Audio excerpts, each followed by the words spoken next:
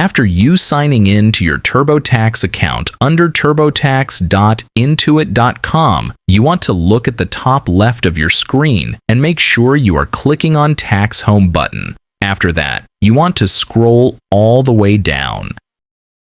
And you will see this, your Tax Return and Documents button, and you want to click on them, which will open up this window, and on top of it, you can choose on which year you want to have and access or view your previous year's tax return. And after you choose the year, you may get to recover it by clicking right here on the download or print return as PDF file, and there you go.